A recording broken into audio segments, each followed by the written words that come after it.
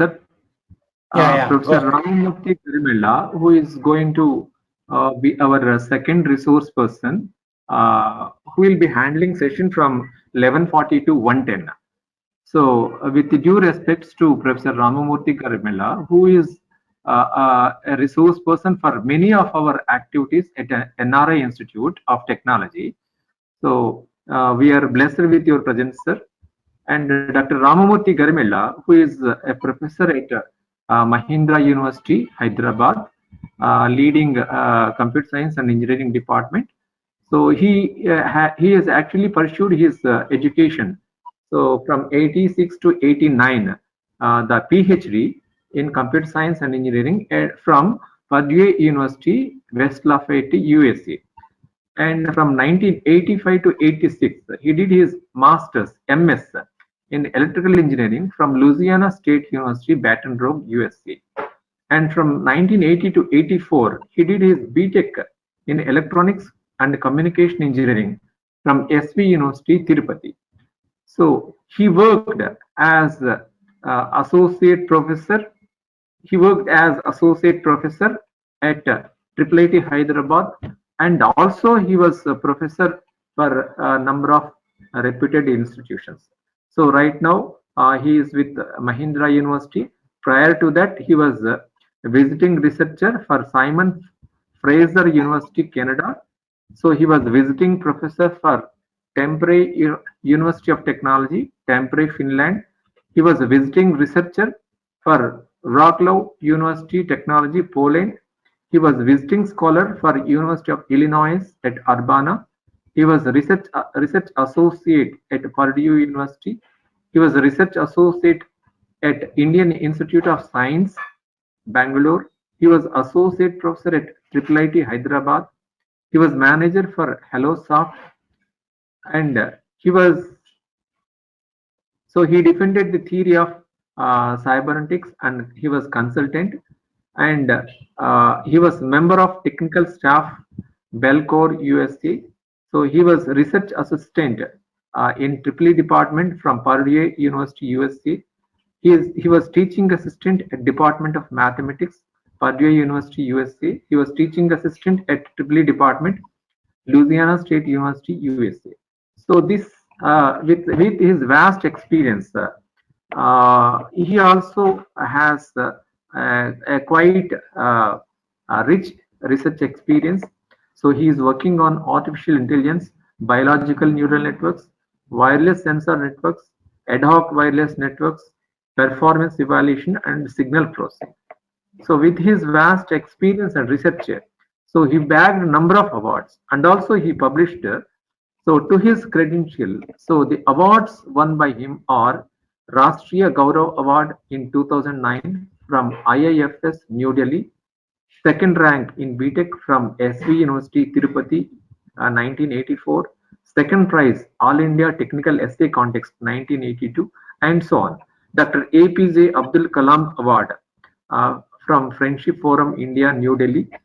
So like this, number of awards he bagged, and he is member of number of technical and professional bodies. So ETA Kappa NU, New Pi Kappa Phi.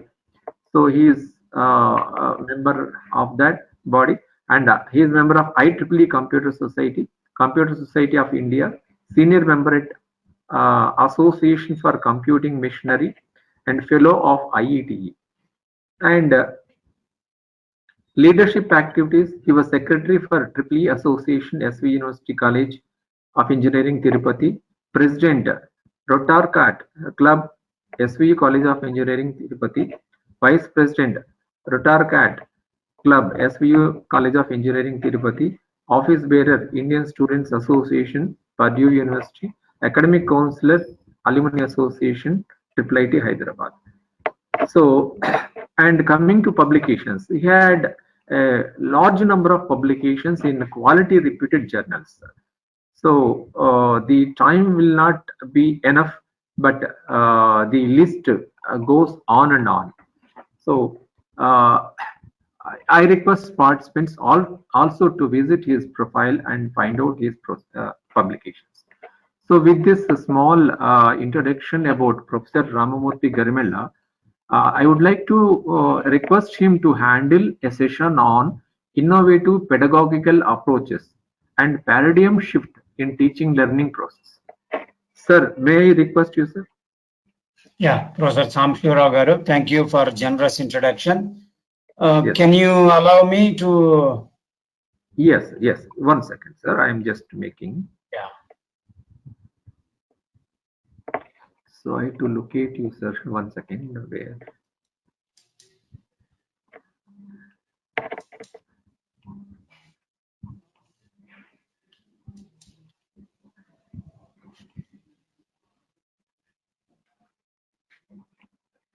So since there are a large number of people, I'm finding time to locate you, sir. Yeah, yeah. Yeah. So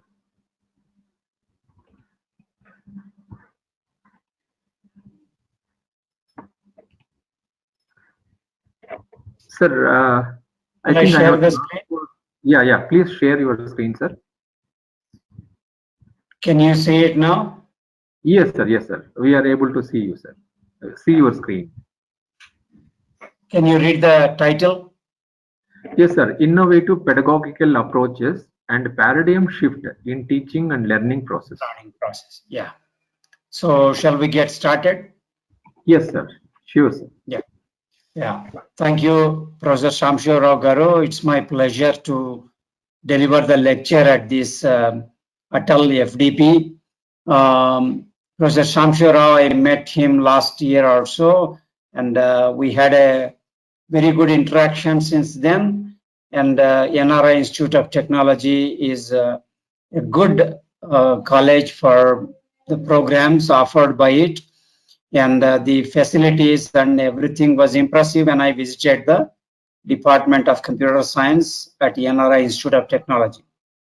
So before we go into the details, generally, if you look at natural physical reality, nature, maybe God is nature. Nobody knows whether God is nature. All right. And in some sense, the natural physical reality has two parts, namely the living world and the non-living world. In the living world, there are lower level animals and higher level animals and Homo sapiens like me and you. The Homo sapiens had some basic needs like any other species, like metabolism and reproduction.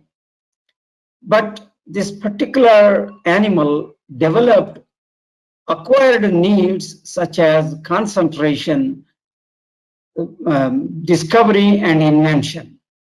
It so turns out that we don't know whether there is life in other planets in our solar system or maybe some other place. More than likely there is life. But the question is whether the life is organized like the way we are organized on this planet. So mainly discovery and invention, these were facilitated by acquired needs, and the habit of concentration was effectively an enabler for this. It so turns out that the primitive Homo sapiens were hunter-gatherers, or they were mainly hunters for metabolism and other acquired needs. I am trying to enter into the pedagogical approach, innovative pedagogical approaches and paradigm shift in teaching and learning process. Before I go there, first of all, you may take for granted many things, but you must come to terms that this particular higher level animal with excellent mental capabilities has evolved over a large number of years. Why didn't the lower level animals evolve? We don't know. Okay. But this particular, if you believe in the theory of evolution by Darwin, and you know that our ancestors were gorillas, chimpanzees, monkeys, and so on and so forth. Okay. And it so turns out that sometimes some ideas, they look very primitive, but they are profound in some sense. Let me give you an idea. I was teaching computing related course, and one of the very first things that computing requires is the concept of counting. It is the concept of counting. Suppose there is a child who is very, very intelligent, and you take the child into an office room or a classroom, and you ask him how many students are. The child hasn't gone to school yet, not even primary school. He is just very sharp in terms of his reflexes for many things. You ask the child, how many chairs are there in the class? If the child is very intelligent, he says, there are as many chairs as the people in the room if everybody is sitting in the chairs. You may take like, look, this is a silly answer. Why is it very profound? I'll tell you a little bit later. When the shepherds were taking the sheep for grazing, what they used to do is they used to have a little pot, and in the pot they have little stones, and they take all the stones out and start putting one stone for each sheep in the herd. So what the fellow was doing, the child was doing, was he was putting a one-to-one correspondence between the chairs and the number of students. Or the cowboy or the shepherd, what he was doing was he was putting a one-to-one relationship between the stones and the sheep. And believe me, this idea of counting didn't become popular or didn't become formalized until 19th century by George Cantor. So George Cantor was given this task. Suppose I give you a set. When can you tell that that particular set is countable? You can count the elements in that set. Of course, if it is a finite set, you can always count. But not all countable sets are finite. And Cantor, I don't know how he got the idea, but he reflected on the question and he said, if I can put a one-to-one correspondence between the elements of the set and the set of natural numbers, then the set is countable. And Cantor went quite far with this idea, and he said countable union of countable sets is also countable. Rational numbers are countable. Polynomials with integer coefficients, they are countable, and so on and so forth. So why I gave this example is sometimes when you do teaching, when you do learning, when you do research, what happens is you have to observe reality, natural reality. You have to observe ancient ideas and try to see if you can find a solution in them. Okay? Now, without further delay, let us go into the outline of the talk, namely, the outline of the talk is as follows. Generally, whenever I teach a subject, I try to go to the history of the subject. And I will always tell every good teacher that if you can explain how the subject evolved, people, students in the classes, they really know what sort of difficulties were crossed over in trying to develop a body of knowledge related to a subject. That is the reason why I go to origins of education, teaching and learning. Then I will move into existing pedagogical approaches and their limitations. Then I go into novel pedagogical approaches. innovations in teaching and learning.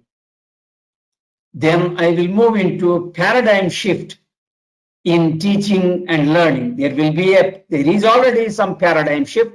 There will be many more paradigm shifts in teaching and learning. Also, cost of education and training. Actually, to make it very easy on you, I take some case studies of a good teacher. A good teacher, first of all, he really knows the subject.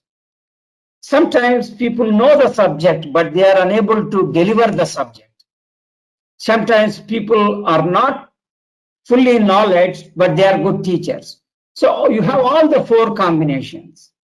So I take some case studies to illustrate what good learning process is, what teaching process is, and future paradigms for teaching and learning.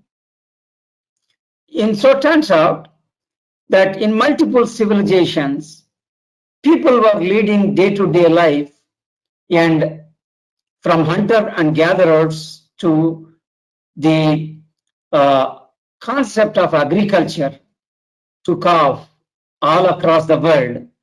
It is hard to pin down to one civilization the origins of agriculture, but maybe some civilizations agriculture was a little bit more advanced than in other ones. But in every civilization, the concept of agriculture was one of the very, very important advances.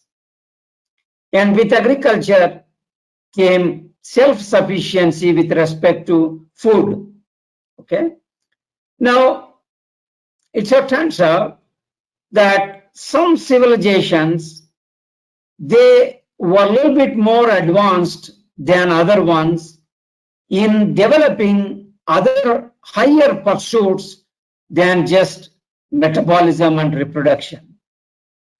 The higher pursuits were in the areas of art, science, mathematics, and technology.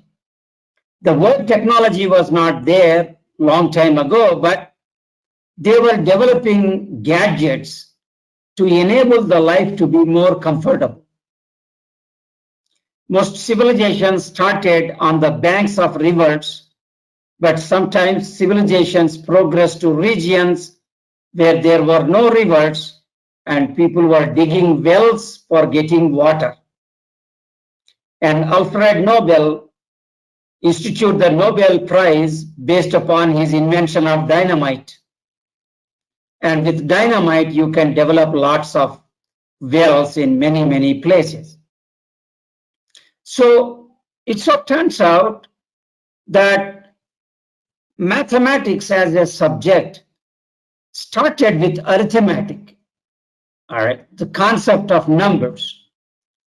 Maybe written numbers didn't take off for quite some time, but people were still using arithmetic to conduct the day-to-day life. Then India is credited with a very profound concept. There is a little small joke. India's contribution to mathematics is zero. That is, the concept of zero was proposed by the Indian mathematicians. The concept of negative numbers was proposed by Indian mathematicians.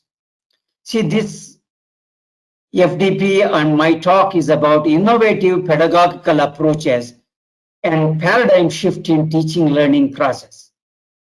Before you talk about innovative approach, pedagogical approaches, you have to understand how the subjects by themselves have originated. That will give you clues for how to improve the teaching and learning of those concepts. Okay? Now, negative numbers like 2x plus 4 equals 0. That is, in a real practical problem, you led to that kind of a question, to the algebraic equation, 2x plus 4 equals to 0. And automatically, natural numbers have to be made much more a broader set by adding the negative numbers. Okay? And some mathematicians in some country, they talked about fractional numbers. Fractional numbers. You want to divide a cake with, let's say, 3 pieces equally among 2 children. So 2x minus 3 is equals to 0. X equals 3 by 2. So the concept of rational number became a reality. That is, when you are trying to divide a resource among some people, particularly some number of children, then you are led to the concept of rational numbers. Remember, you may think this is kind of very elementary. It is not so elementary. Suppose you go to a high school or elementary school, primary school. You ask a teacher to teach rational numbers. He just says integer divided by another integer which is not 0. See, the way to teach a concept, provided you really understand it, is to take an analogy and with an analogy explain to the students what the concept is. More than likely, the students will remember the concept for a lot more time than when you don't give an analogy. And first of all, before you teach some concept, you have to reflect on it by yourself. How can I explain this concept as easily as possible to students? You have to ask that question. Then the chances that you can explain it are much, much higher.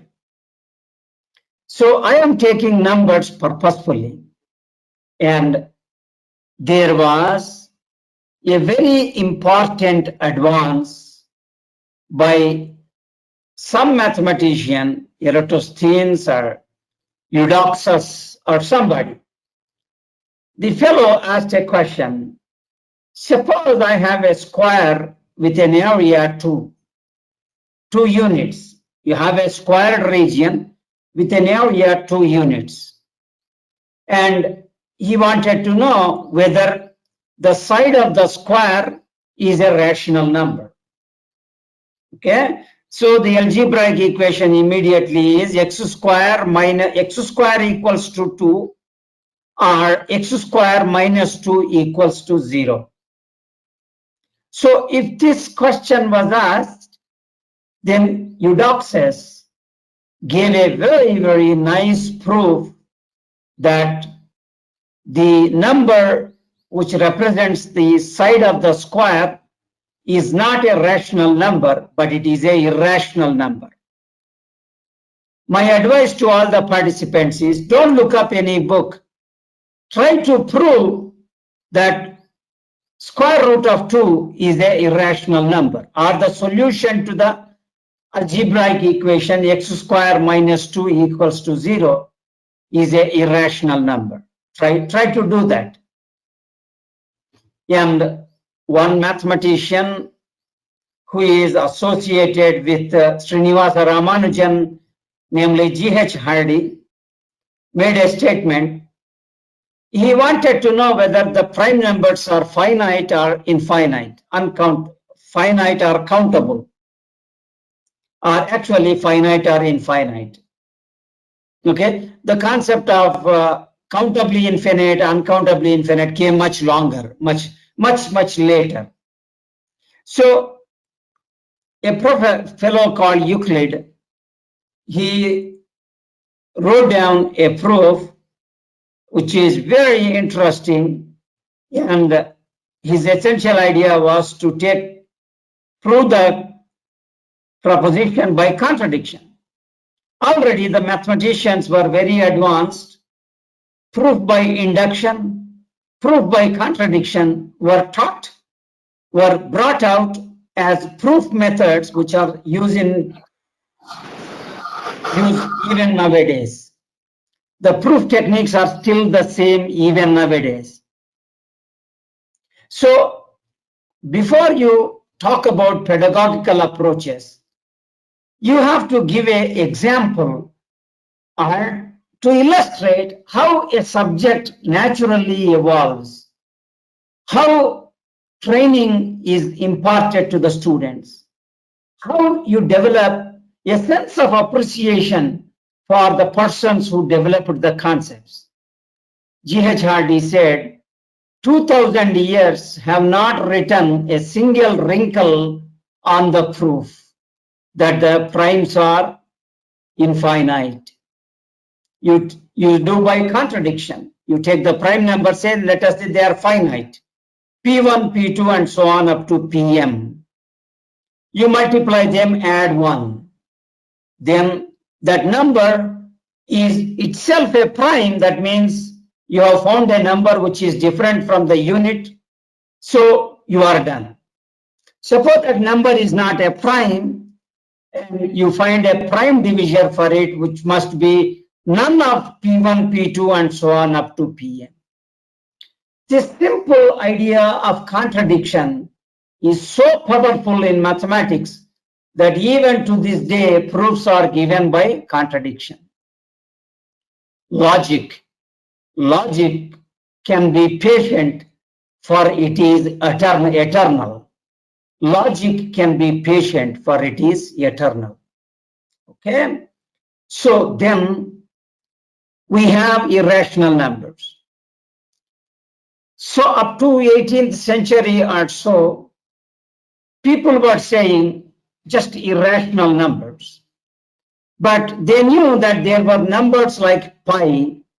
They knew that there were numbers like e, particularly pi, the circumference of a unit, the area of a circle with unit radius is pi. Pi r square, where r equals to 1. So the area is pi. Lindemann gave a proof that the irrational number pi is something much more different from square root of 2. The difference is, again, in the case of square root of 2, the number can be expressed as solution of an algebraic equation with integer coefficient, x square minus 2 equals to 0. So the coefficients are 1 and minus 2. Suppose you take a quadratic equation, ax square plus bx plus c equals to 0, where a, b, c are, let us say, integers. For the participants, I give you a small question. When you go home, try to solve it. You take a quadratic equation whose coefficients are, let us say, integers. You run into what are called algebraic numbers whose solutions, which are zeros of that equation. Suppose instead of a second degree, you take third degree. You take fourth degree, you take fifth degree, and so on and so forth. So when you take these kind of polynomials, what happens is the coefficients are integers. You have an algebraic equation, you have a polynomial of certain degree. The solutions are what are called algebraic numbers. What Lindemann exactly did was to show that there is no algebraic equation whose solution is pi. Okay? Small question for you. I can define algebraic numbers as the zeros of a polynomial with rational number coefficients, whose coefficients are rational numbers, and try to prove why the assumption that they are integers is no restriction. See, generally, the best way to learn any subject is to ask questions and try to find your answers with the help of teacher or without the help of teacher. Okay? All the while I have been telling about numbers. and E and pi are what are called as transcendental numbers. They are called as transcendental numbers. They are not algebraic. And it can be shown that algebraic numbers are countable, whereas transcendental numbers are uncountable. There's no way you can count the, there's no way you can put a one-to-one correspondence between transcendental numbers and integers. Okay, so this is a quick refresher of give a simple example of numbers. Okay, now it so turns out that origins of education, namely teaching and learning, goes back to the origins of civilization, like human innovations. So Indo-European languages started with the common concept of alphabet, Greek alphabet, alpha, beta, gamma, and so on, and Latin alphabet, A, B, C, D, and so on. So normally, you may take it for granted the innovation of alphabet and the succeeding progress in civilization based upon alphabet.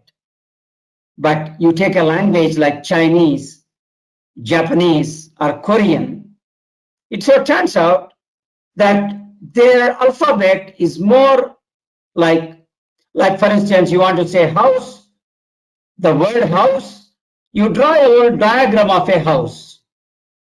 So the Chinese civilization to this day uses their own alphabets, but Indo-European languages had the common concept of alphabet and succeeding progress in linguistics. Just imagine somebody innovated the idea of written communication. Written communication. And we all take it for granted. We use pens and paper, pens, whatever, lots of gadgets for writing a piece of text. You may take it for granted, but it is not so simple about 3,000 years ago. For example, communication. And in every civilization, there was the concept of teaching, teacher, and the concept of student, teacher and student. So the origins of education in India goes back to the Gurukul tradition. I am sure in Gurukulas, there is a guru. You go there, you work for some time in a field, you get your food, then the teacher starts a class. He was teaching maybe alphabet, numerals. Now, it turns out that there are two principles that I coined. In the absence of there being anything, even the simplest thing which does the job is the best possible thing. If there is no theorem, the first theorem is the best theorem. If there is no writing gadget, the first gadget which works is the first writing gadget. If there is no telephone, the first telephone which starts working is the best telephone. Whether it is discovery, or whether it is invention, or whether it is human innovation like Facebook, like Twitter. Okay, you see, generally do not equate money with the intellectual complexity of a task. And that has been the case throughout the human civilization. People were not always putting money in association with a innovation. So in Gurukul tradition, education was being imparted by the teacher to the students. Also, Euclid did a monumental job.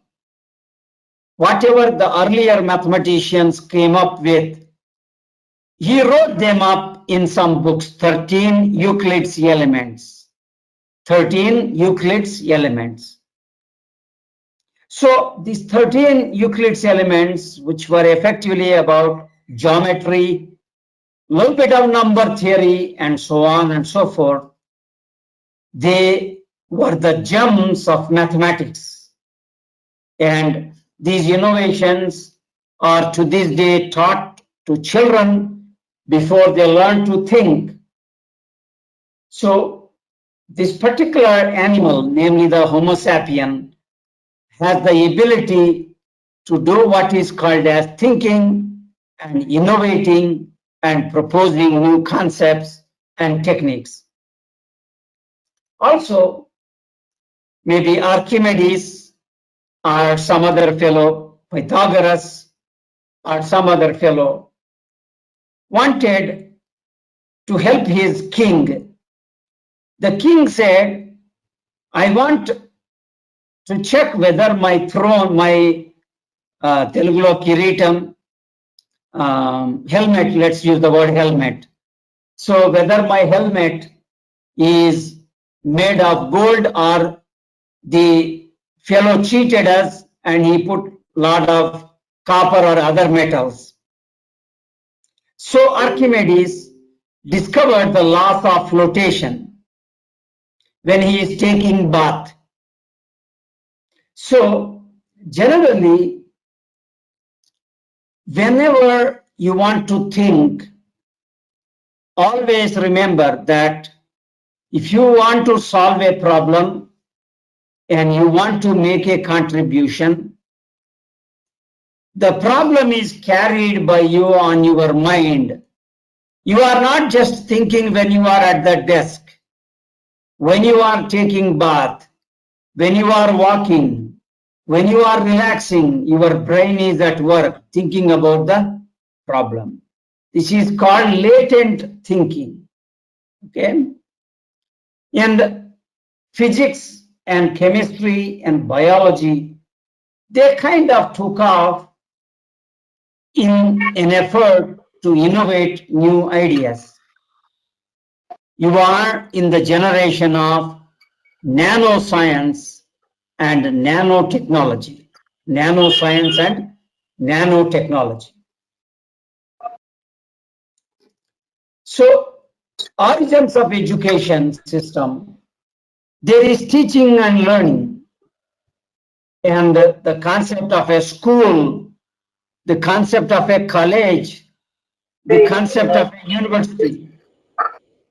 All of these have their origins. All of these have their origins in human innovation, schools, colleges, and universities. These are human traditions. And it so turns out that they are still popular. They are still popular.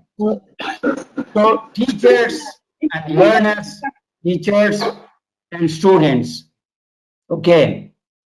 Also, here is a paradigm shift in teaching and learning. I think I'll come back to it. Online universities. And it's good to innovate technology, but technology sometimes is disruptive technology. What is a disruptive technology? Let us take your internet, let us take your emails.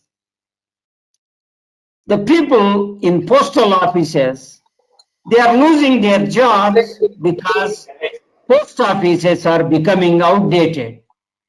Post offices are becoming outdated. They are moving to DHL and other courier services.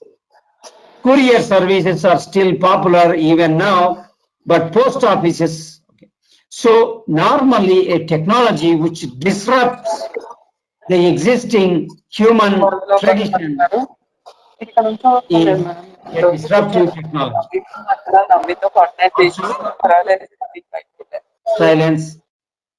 The tradition of tradition of excellence. Exam పెడతారు madam. ఏం రాయకపోతే దరిద్రంగా ఉంటుందని. సరే miss. Kamshwara garu, there is some disturbance. Tradition of excellence in a field. Hello, sir. There is some disturbance on the, yeah, and now it is clear, yeah. Tradition of excellence in a field. Nothing to worry. Next time. Even in ancient civilizations,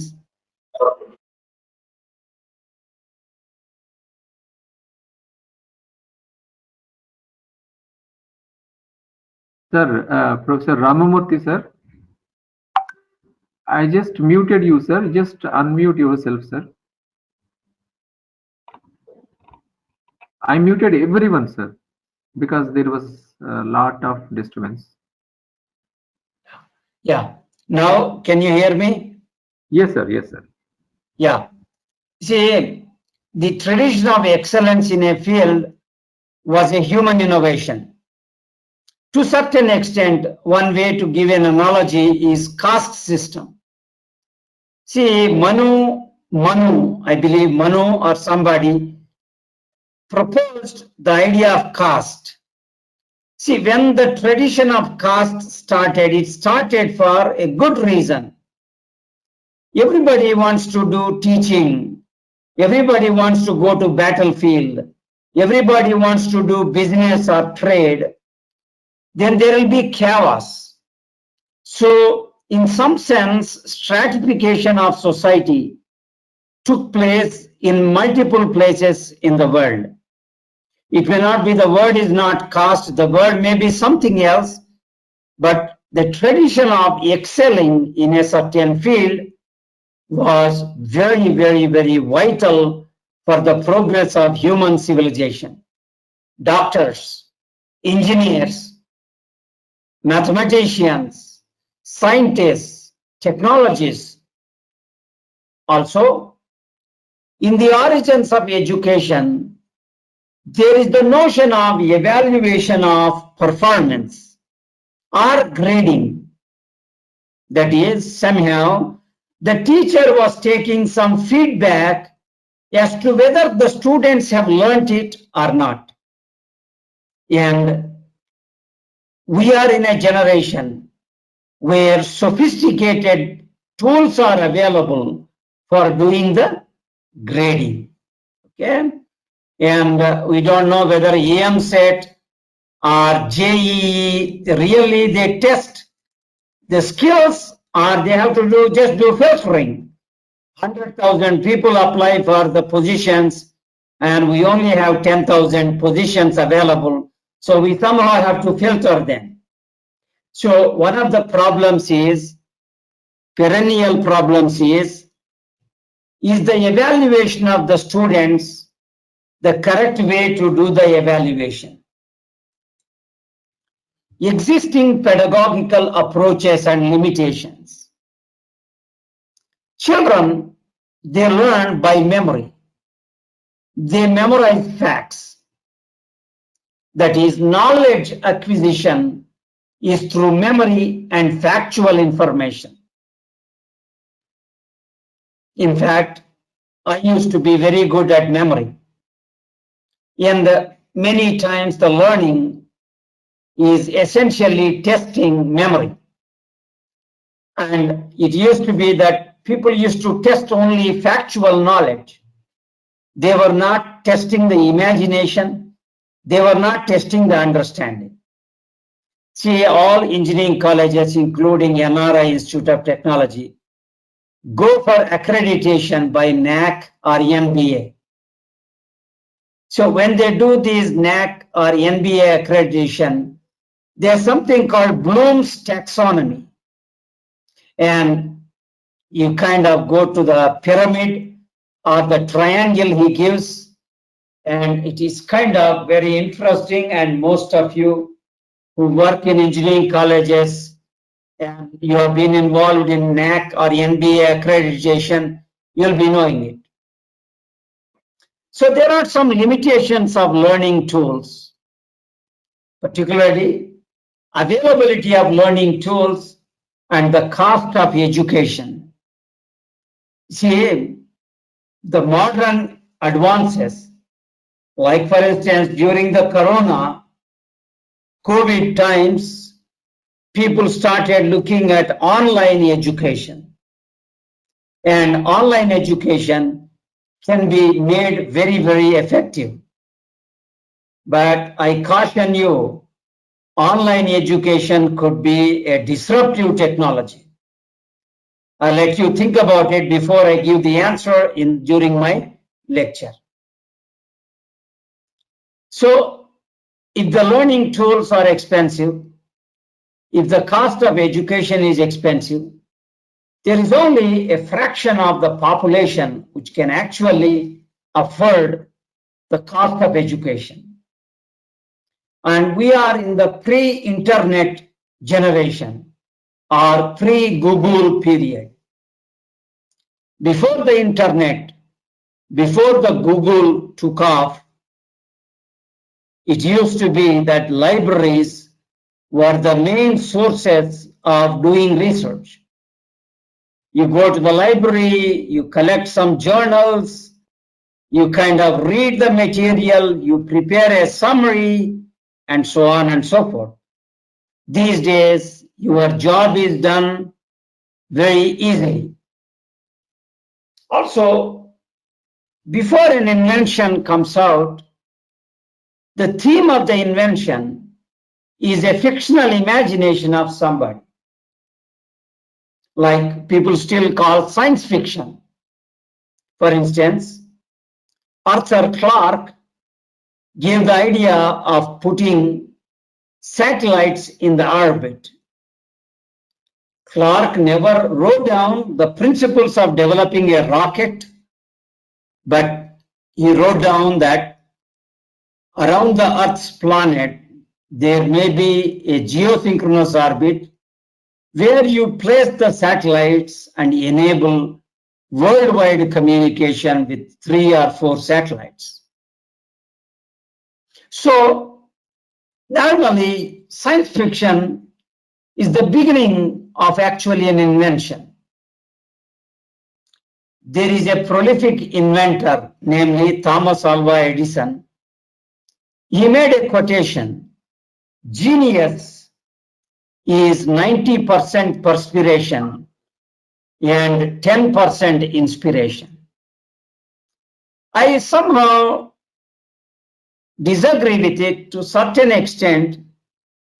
Sometimes a very, very profound theory starts with an idea which nobody earlier got the idea. So the inspiration could be 40%. And the perspiration could be 60%, or 70-30, or 80-20. What Edison says is it is 90-10. 90% perspiration. Just imagine how people still call it rocket science. India was successfully able to launch satellites, and our space program is kind of fairly stabilized. But if you take a country like South Korea tried sending rockets, and about 3 or 4 times they failed. They couldn't send a rocket above the Earth's gravitational field. Okay? So, in some sense, Google founders, they knew that there is World Wide Web idea by Tim Berners-Lee. Actually, the idea of World Wide Web started in a European nuclear agency called CERN. All right, it's a European nuclear agency which took the credit for discovering Higgs boson or the Higgs particle. So, Tim Berners-Lee gave the detailed idea of World Wide Web. Larry Page and Sergey Brin, they had this dream. Can we make all the data available on the World Wide Web accessible by anybody in the world? and they had a number like 2 power 72 bytes of information is available on the World Wide Web. Just imagine the dream of two PhD students, Larry Page and Sergey Brin, actually is transforming the lives across the world. My brother used to say in Telugu, Google is Devudi nunchi varamu. Google, and you remember the idea of a search engine is kind of so elegant, and initially the search engine was for keywords. Slowly Google is moving towards semantic web. Okay. Now there are ethical practices which we do not want to get into in detail. Some country banned Google. Google gave the essential ideas of a search engine. Some country is using search engine, but they banned Google in their country. So emphasis on knowledge acquisition is part of the training process. Lack of training of imagination. There is lack of training of imagination. And I want to emphasize this fact. Factual knowledge is good, but factual knowledge these days is available from cell phones. You don't know something, just you make a Google search and you can get it on your smartphone. Okay. Now, existing pedagogical approaches have lots of limitations. One of the limitations of current day education to a certain extent is synchronous learning. That is, we start the semester in January. In February or around the end of February, we have examinations, all the students. Then we have another session of teaching. Then we have another examination. So that is, everything is synchronized. All the students are synchronized. And you need to ask yourself, is synchronous learning the best way of teaching subjects and the best way for students to learn the subjects? Also, synchronous learning and testing. Also, one of the limitations is grade-centric learning. Most of the time, a student is always interested in what grade he or she gets in a course, more than learning the subject. Lack of emphasis on mastery of concepts.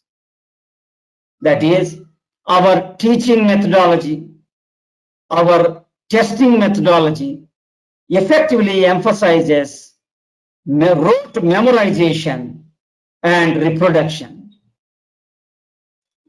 To some extent, to a large extent, I misspelled the word discovery. Lack of training in discovery, R is missing. The lack of training in discovery. That is, either the time is not sufficient or the methodology that we adopt is not sufficient. You are not encouraging the students to discover some new facts. I'll give you a simple example. In a high school, you can teach numbers, or elementary school, you can teach numbers. Suppose you have the number 6. The divisors of the number 6 are 1, 2, and 3. If you add the divisors, you get a number 6. Okay. So now the question is, what is a perfect number? Is a number which is the sum of its divisors, excluding itself. 1 plus 2 plus 3 is 6. Such numbers are called perfect numbers. A student from some country discovered a perfect number which was not known ahead of time. Or there are what are called as amicable numbers. You take one number, you take its divisors, you add them, you get the other number. You take the other number, add its divisors, you get the previous number. So they become pairs. A student, elementary school student or high school student from one country came up with an amicable pair which was not known much earlier. And I am emphasizing the limitations of our pedagogical approaches. You see, there's a lot of emphasis on memorization. There's a lot of emphasis on remembering facts. And somehow this has to be undone. More training needs to be given in discovery. Okay, I'll give you another very interesting example. A golden subject which is being plumbed even to this day after 300 years or so. Subject which is so vast, so important that everything in mathematics can be reduced to group theory. A French mathematician by name Henri Poincaré said everything in mathematics can be reduced to group theory. Geometry is group theory. Let me explain what is group theory. What is group theory is, suppose you take the equation ax minus b equals 0. The solution is x equals minus b by a. Then let us go to ax square plus bx plus c. Our Indian mathematicians, they are given credit for a technique of solving quadratic equation by something called squaring the quadratic, completing the square. And I would like all of you, when you go home, type in Google completing the square and try to understand. So all of you in high school, you learn x equals ax square plus bx plus c equals to 0 is x equals minus b plus or minus square root of b squared minus 4ac divided by 2a. So already the solution is involving a square root. It is involving some algebraic concept like b square minus 4ac. It is using arithmetic operations or algebraic concepts. Some people, after quadratic was done, they were trying the cubic.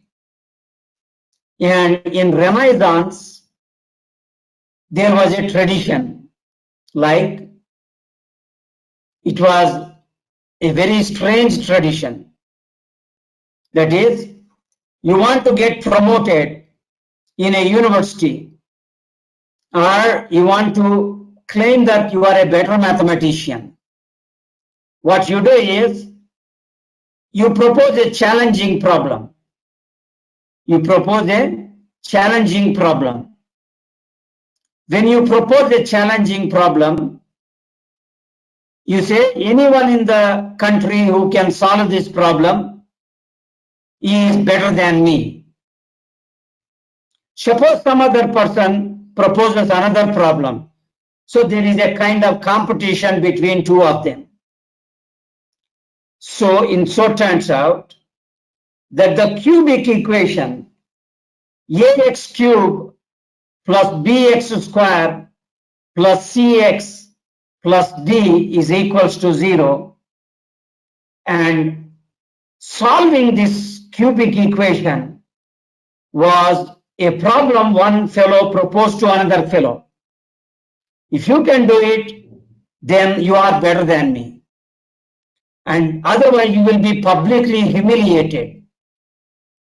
And it so turns out that a time period of 1 month or 3 months was given. A fellow exhausts 2 months, he doesn't have the solution. In the third month, he gets the idea. Convert the equation into what is called as a depressed cubic. What is a depressed cubic? B equals to 0. That is ax cube plus cx plus d equals to 0. And depressed cubic can be solved, but it uses cube root. And another fellow does fourth degree equation. Ax power 4 plus bx cube plus cx square plus dx plus e equals to 0.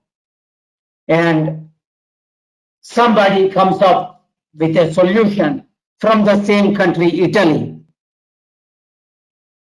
Then all over the Europe, people were trying fifth degree. Ax power 5 plus bx power 4 plus cx cube plus dx square plus ex plus f equals to 0. See, I am giving mathematical examples because in mathematics, I tell Gauss's quotation, mathematics is the queen of sciences and number theory is the queen of mathematics. So what you must understand is the examples could be given from, let us say, computer science. The examples could be given from, let us say, electrical engineering, mechanical engineering, or civil engineering. Okay. Now, all over Europe, 15th century, 16th century, they try very hard, but nobody is able to give a formula. See, you have to keep in mind, under arbitrary coefficients, we want a formula. Like for instance, x power 5 equals to 2. Solution x equals to fifth root of 2. That's not what I said. Given arbitrary a, b, c, d, e, f, can we give a formula like minus b plus or minus square root of b square minus 4ac by 2a? So one Norwegian mathematician showed that it is impossible. For an arbitrary equation, it is not always possible to give a formula. And a French high school student, from France, gives the solution much more general than the Norwegian.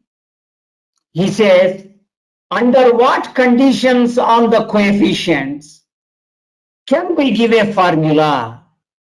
Under what conditions on the coefficients we cannot give a formula? You see, I illustrated a new technique of formulating a problem. The Norwegian was just interested in impossibility. The French high school student was interested in much more than a simple idea. What was he interested in? He was interested in specifically identifying the polynomials fifth degree or higher, for which you can give a formula, and for those you cannot give a formula. Okay. All right. Also, there is lack of training in invention. In high schools and colleges, computer science departments, you teach them C programming, you teach them Python. But do you ever teach them how to come up with a new programming language? New programming language which overcomes the existing programming languages. Can you teach them how to develop a software to write mathematical equations? how to recognize mathematical equations by a computer. Maybe computers can do research if they can understand equations. There is a person called Danny Hillis. He started a company called Thinking Machines. Robotics or robots someday are able to do things that human beings can do much, much faster, much easily. Maybe in 50 years, there will be thinking machines. So lack of training in invention is one of the limitations of current day educational system. Also, lack of good teachers, competence in teachers. These STTPs, FDPs, encouraged by AICTE, is really helping large population to learn new concepts in a very short time period, maybe a week or 2 weeks, you learn a new subject because it is being delivered by some experts. Also, there is the lack of expert interactions. That is, can you interact with an expert at the need? Sometimes what I do is I send emails to some people that I know are experts. Sometimes the expert comes back with an answer. Sometimes the expert doesn't even reply. There is no courtesy reply. Sometimes an expert replies for 2 times and he tells, look, if you are going to ask me any more questions, I won't reply to your email. So there is the lack of expert interactions. Existing pedagogical approaches and limitations. Lack of project-oriented curriculum.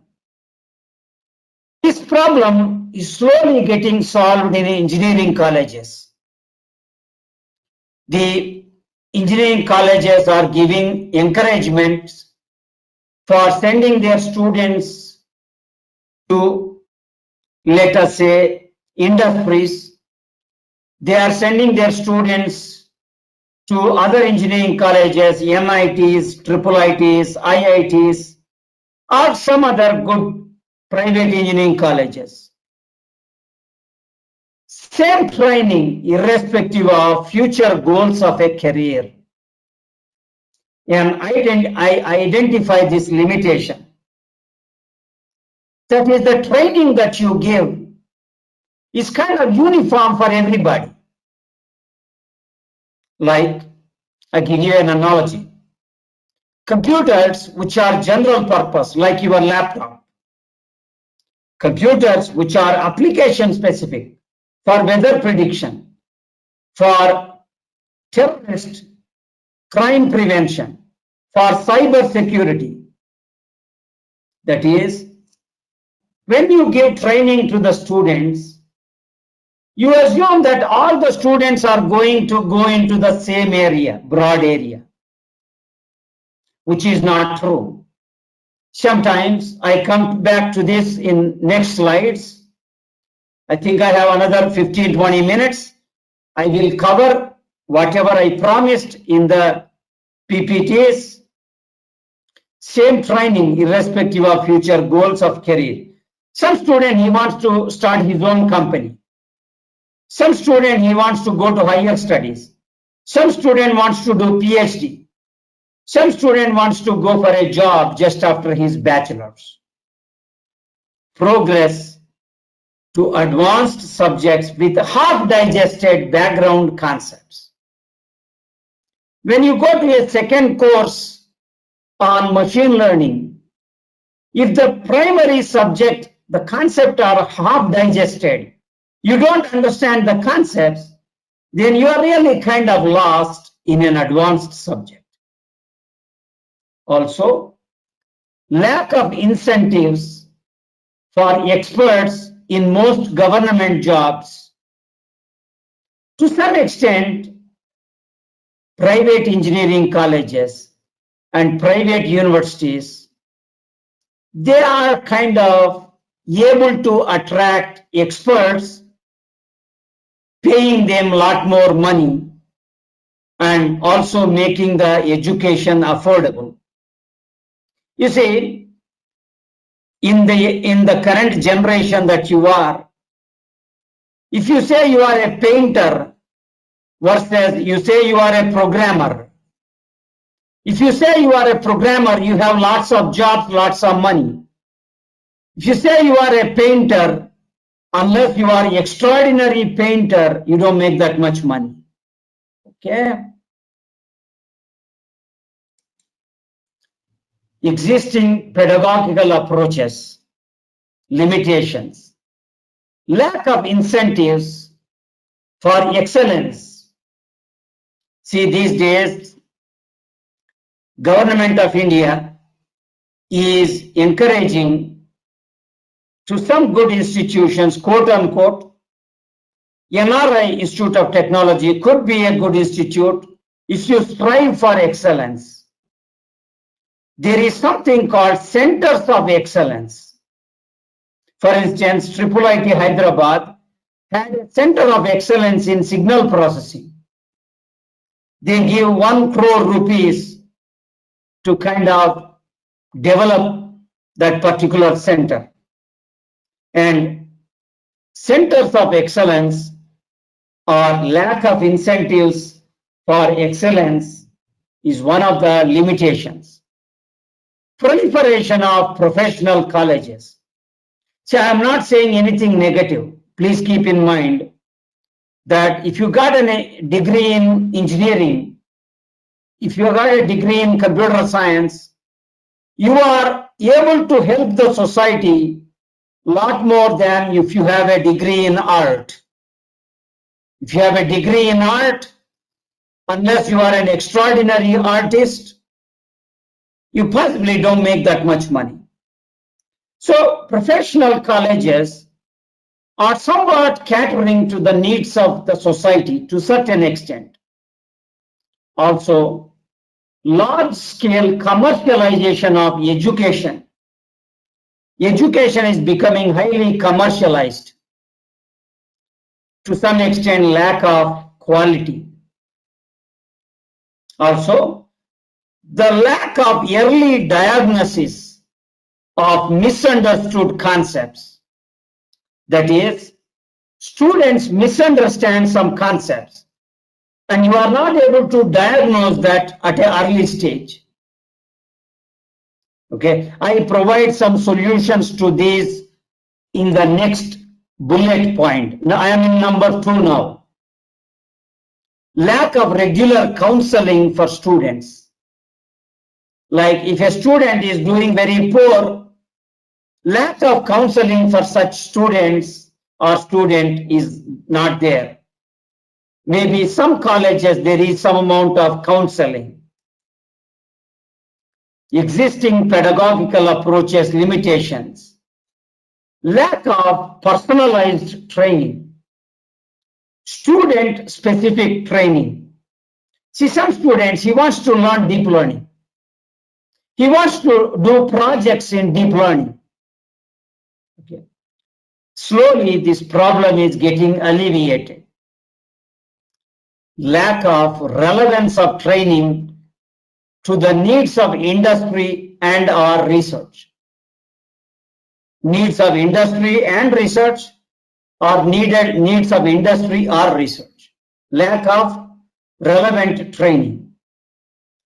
Lack of training to attempt solution for open research problems. There are some problems which are open research problems, like handwriting recognition, like a tool which takes a written text and converts it into a typed text. I gave a problem. And there's lack of training to attempt solution of open research problems. Also, inability to keep pace with fast changing technology landscape. the technology landscape is slowly changing, is changing very fast. It is not slowly changing. Technology followers to followers or consumers versus technology innovators. We are borrowing technologies from other countries and we are just using them. Unable to handle unemployment of trained students. Training is not up to date with regard to creation of new tools or ability to use the existing software tools, ability to use hardware tools, ability to use machines. No attempts to overcome slavish imagination. The most of the imagination is slavish. Novel pedagogical approaches. I try to propose some solutions to these problems. Pedagogy, which takes feedback of understanding by the students in class at a relevant time. Encouragement of in-class questions. There is practical limit. You need to cover the syllabus and you need to make sure that the students are catching up. Graded learning of crucial concepts. Some concepts are very, very crucial. Also, timely assistance for weak students to understand the subject. Diagnostic question banks to quantify concept learning. The questions should be diagnostic. What is the particular concept the student is unable to understand or he misunderstood? Can you localize it? Projects to apply learning of concepts. Questions to localize misunderstood concepts. Objective type question banks requiring application of learned concepts. When I was at IIIT, I am not supposed to disclose, but there is something called UPSC and it's an open secret. UPSC, Andhra Pradesh Public Service Commission, UPSC and so on. They give money, maybe not very attractive money, but they give some money to develop question banks. The question banks have to be diagnostic. Another innovation in teaching and learning, asynchronous self-paced learning. That is, not all the students in a class are exactly at the same stage in the learning process. If some students are weak, we give them more training. We ask them to participate in classes during off hours.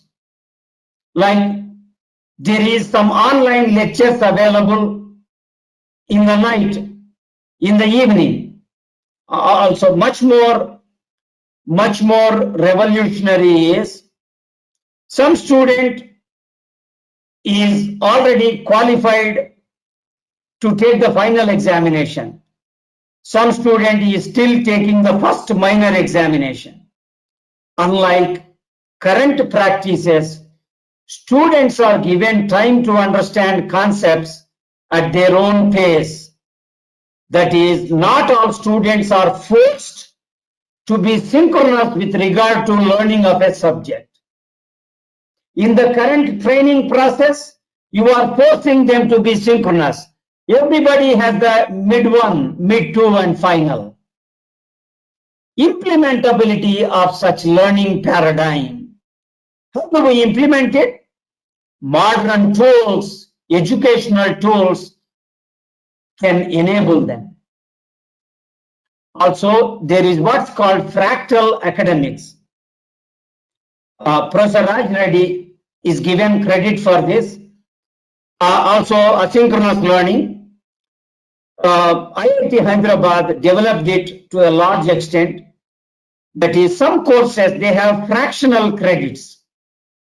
To to cater to student interest, to handle poor attendance in courses, to promote graded learning, to enable varying proficiency in subjects based on student interest. See, look, I don't want to become a master in theory of computation. If you just get B grade, that's good enough. If you just get mediocre grade, that's good enough. You are not forcing all the students to take a course for entire semester. You may only take the course for a couple of months and you still get a grade. Purpose-oriented curriculum design and teaching and learning, catering to student aptitude, catering to student plans for career, promoting varied levels of proficiency, catering to required breadth and depth, training for differing future plans. Remember, all the 5 points, they are not there in current curriculum that most engineering colleges across India will follow or following. Professor Shamsur, how much time do I have? Sir, yeah, it is 12:56, sir. We started at 11:40, sir. So you can still take 15 more minutes, sir. Okay, all right. So in that case, first of all, student aptitude. See, at IIIT and Mahendra University, they have a course called Introduction to Computer Science. When you have this course, Introduction to Computer Science, or something called Mathematical Foundations of Computer Science. At IIIT, students go into what are called streams. That is, if you want to specialize in databases, you take certain set of courses. If you want to specialize in image processing and computer vision, you take some other set of courses.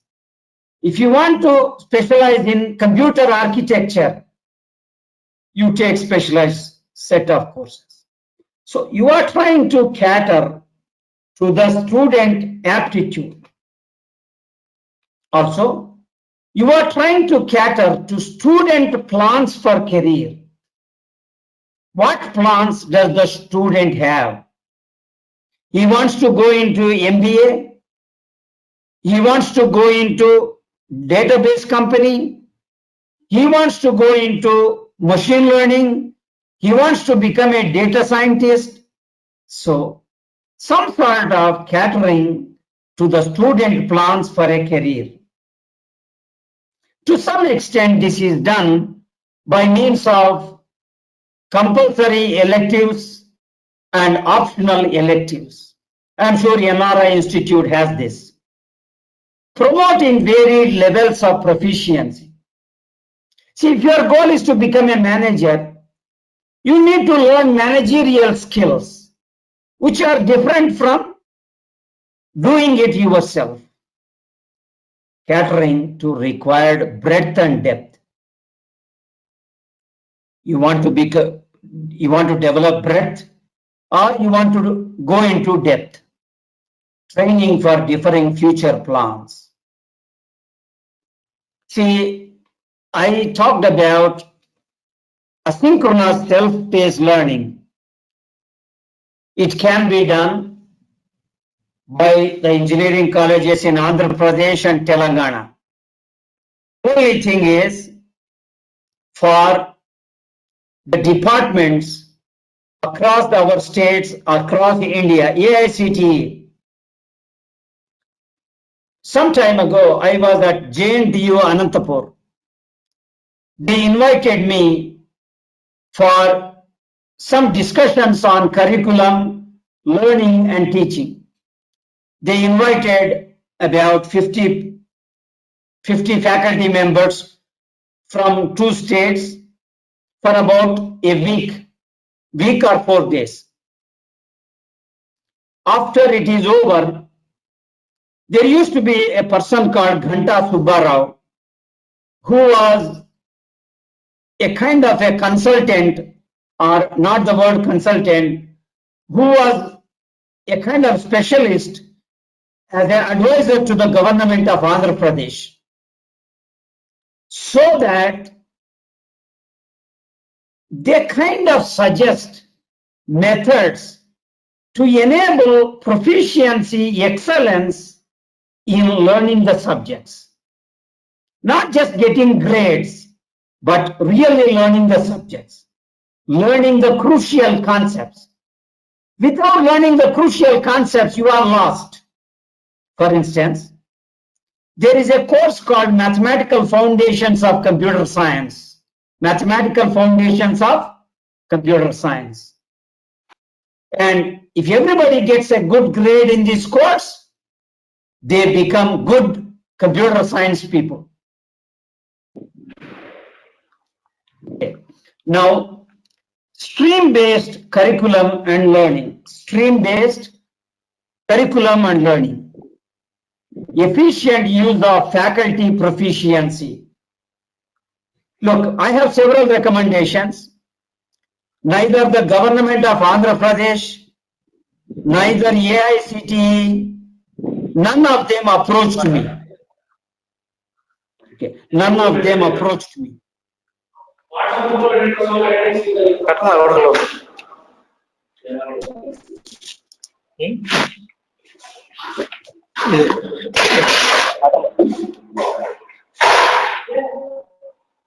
Professor Shamshwara, there is some disturbance. Okay. Stream-based curriculum and learning, efficient use of, so suppose some faculty did his PhD in image processing. Some faculty did his PhD in databases. Some faculty did his PhD in machine learning. My suggestion to engineering colleges is try to capitalize their proficiency. It's already being done to some extent, STTPs, FDPs. Also, depth in current subdisciplines. Not superficial understanding, but depth in understanding. Also, project-based training. Also, hands-on training in use of tools, software tools, analytical tools. Can you use linear algebra? Can you use probability? Can you use differential equation? Can you use finite element method? Can you design a system? Also, there are what are called certification courses. See, across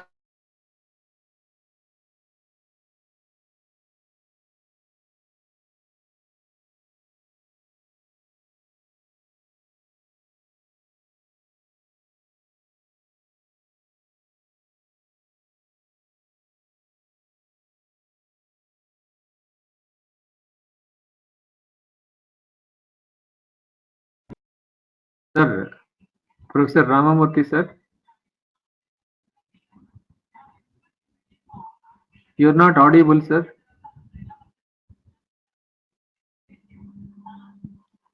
Sir, kindly check whether your mic was made mute.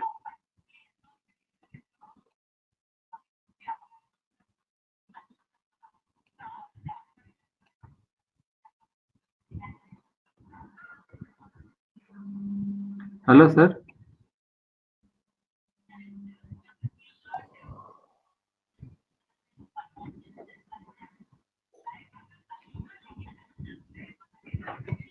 Hello, sir. Sir. Yes, sir. I just talked to Professor Ramamurthy, sir. One second. Sir, attendance form yet awaited. That is not shared in the link. Sir, attendance link I have already given in the chat box. You can use that. I'll share once again, sir. Thanks, sir. Okay.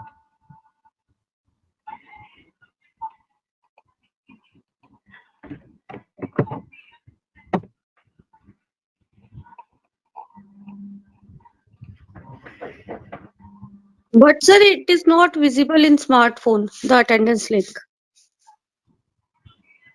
Attendance link. Oh, it is not visible. Yes, sir. Me too Smartphones. have the same problem. It's disabled kind of thing showing. Yeah, should I WhatsApp this time? Only session 2 I'll WhatsApp. Okay, sir. Okay, sir. Session 1, 2, sir, because even I had not able to do session 1, but I was Yeah. present for session 1. So today session 1, session 2 I'll share in the WhatsApp. No problem. Okay, okay, sir.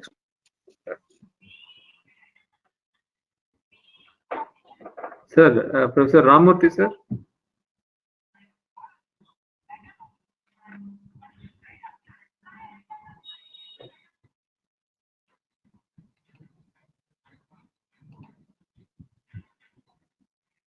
Sir, you are not audible, sir.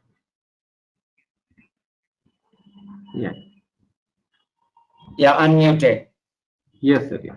Ministry of Human Resources Development gave IIIT Hyderabad around 90 lakhs or so, or promised to give, to develop what are called virtual labs. See, some colleges, some students cannot afford to pay a lot of money.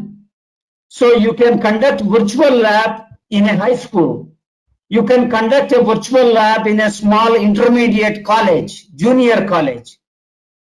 Industry expert involvement in training.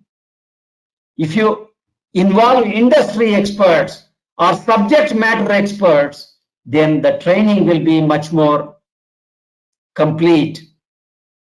Okay. Now, innovations in teaching and learning. Grading aids, cheating. You want to prevent cheating. Suppose you give a homework, let's say programming homework.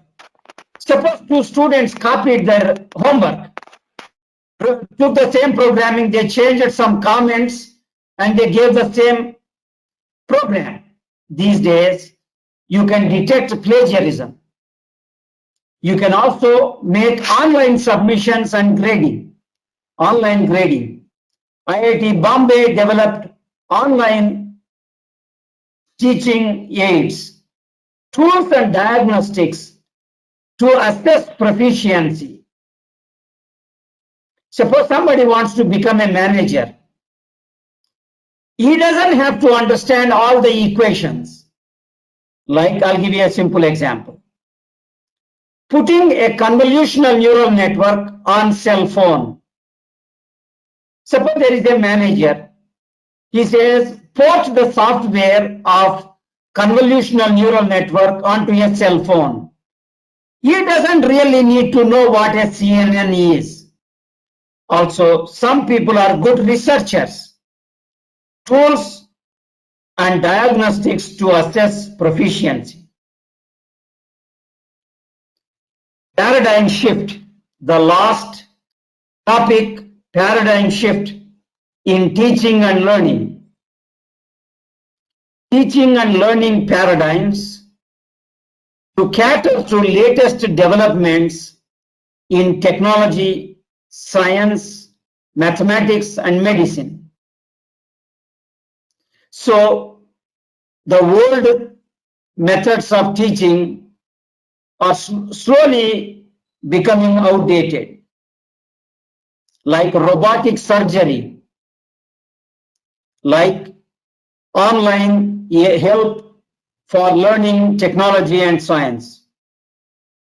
There are a lot of videos available on the YouTube. You can download them and watch them. Also, somebody who really want to be hands-on, lifelong learning. You update your skills every year or so. Training future thinkers. Training future thinkers. Training future global leaders. Also, societal relevance of projects. You give training, you take projects which are of use to the community. societal relevance could become, I don't totally agree with it, but somebody wants to do theoretical computer science. Let him enjoy what he does. Training to demystify discovery and invention mechanisms, novel paradigms, multi-university cooperation enablers. These days, MHRD, UGC, they give projects to multiple universities. All the universities get some money. You are responsible for doing some part of the project in collaboration with other universities, sharing expert thinkers and trainers, technologies enabling education affordable and cost effective. See, in rural India, people cannot afford a lot of money, but they want to learn subjects. They want to become engineers. They want to become doctors. They want to become journalists. They want to become teachers, rural education innovators. And I'm telling you, the cost of education is going to go down, but here is a disruptive technology.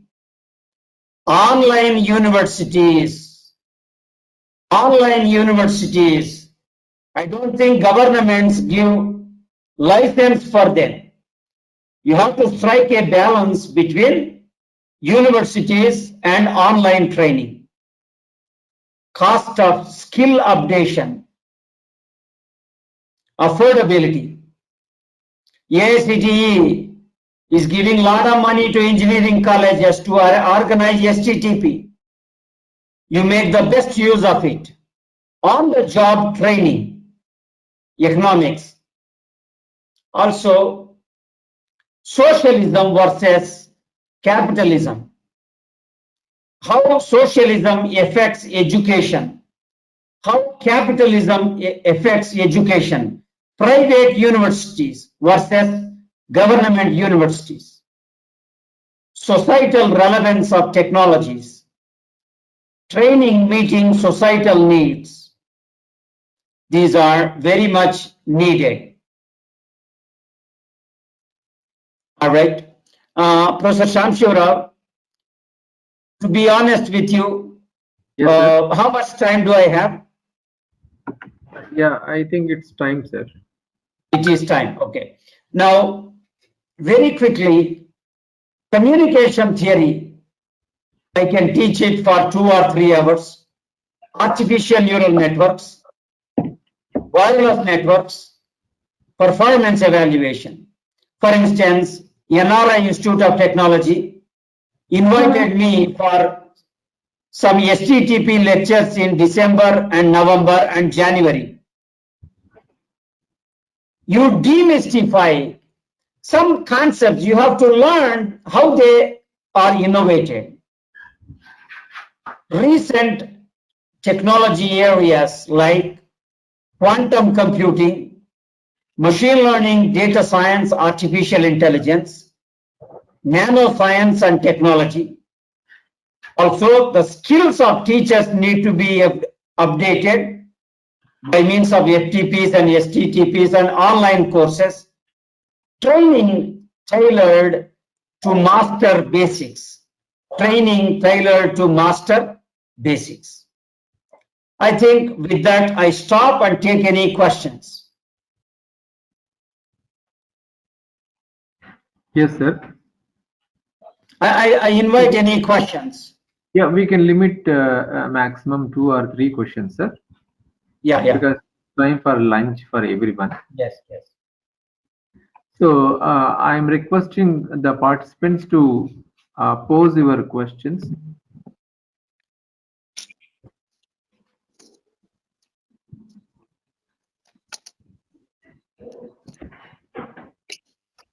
Or at least you can write in the chat box.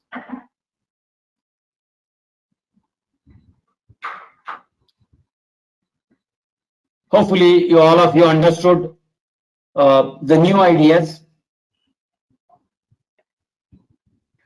They kind of seem like not practicable, but they can be made practicable. Yes.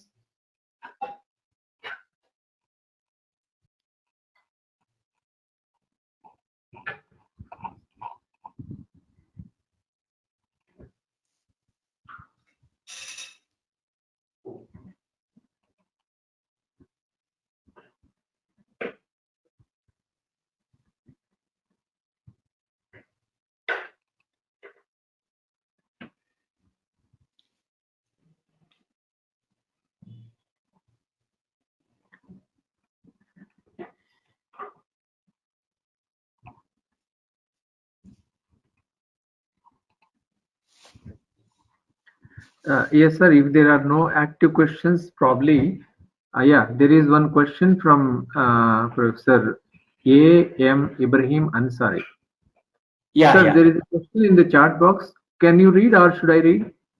Please read. Yeah, it is very inconvenient, sir. Not all lectures to be so impressive to remain present for extended hours. Please share attendance form repeatedly, at least twice or thrice during. So this is for me only, sir, not for you. Yeah, yeah. So I'll share the attendance link from now and then in every session. Okay. So Yes, sir. I do have a suggestion, sir. I do have a suggestion. yeah. Sir, see, we are having a new technology called artificial intelligence. Yes. So can we use artificial intelligence in the education as a tool? Yes. Artificial intelligence as a tool. One thing is you want to check the understanding of a student. Okay. See, you want to, using AI techniques, you want to arrive at objective numbers or metrics to tell how well did a student understand the subject. Okay. So it is not clear what kind of features you are going to extract from the classifier. See, like suppose there are 20 students in a class. You want to see, you just give a graded exam. Suppose you just give an exam, then you get some grade. That doesn't quite clearly tell how well a student understood the subject. So some sort of AI techniques are very much helpful to kind of quantify at a much coarser level what concepts did the student misunderstand, what concepts did the student clearly understood. Professor Shamshivarao?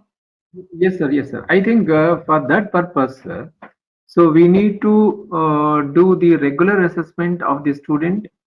Then we have to identify the outcomes, course outcomes are, so those have to be linked with proper rubrics. Yes, yes. So if the entire process is automated, so with the help of AI, who the students are understanding, who the students are unable to understand, I think at any point of time we can understand. Yes, yes. So it should be automated, some sort of automated, yes. Yes. So regular assessment, even in the class, there should be 2 or 3 assessments so that the students' understanding level Is can be quantified. Yes. Understanding level is quantified, yes. Yes. Sir, there is a question from one of the participants, Dr. R. Jayalakshmi. Yeah. Sir, can you elaborate how quantum computing can be used in case study? Okay.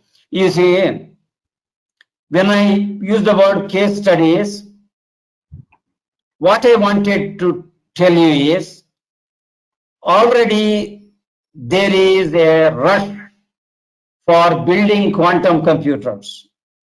So more than likely that in your lifetime you will see quantum computers. When a professor teaches computer organization or computer architecture. If the teacher can tell how a quantum computer differs from the one human computer or Turing computer, then the students already begin to know the essential principles of how quantum computers are constructed. And taking quantum computing as a case study is extremely helpful so that you are up to date with the current advances in computing. I hope I answered your question. Yes, sir. Yes, sir. So, yeah, with this, yeah, Dr. R. J. Lakshmi, are you clear? She said, yes, sir, thank you. Yes, sir. So, yeah, it's time, sir, to Yeah, conclude our session, because next session we have to join at 2:30. 2:30, yes. Yes. So should I, yeah, will you conclude, sir? Or Yeah, go ahead. I think you can.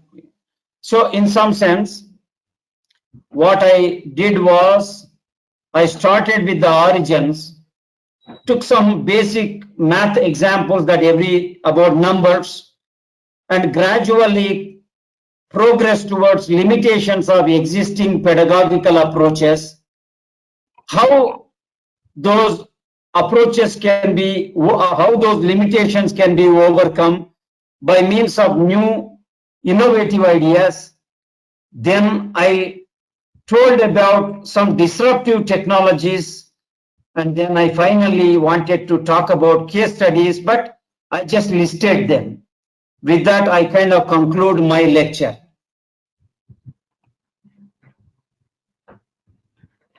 yes, sir. Thank you very much, sir. Thank you, Professor Ramamurthy Garimilla. So you gave very insightful light on the education using the techniques such as quantum computing, machine learning, and all data science using AI techniques. So yeah, your lecture was wonderful, sir. So most of the participants, they have followed your lecture. And thank you very much, sir, for your time and effort.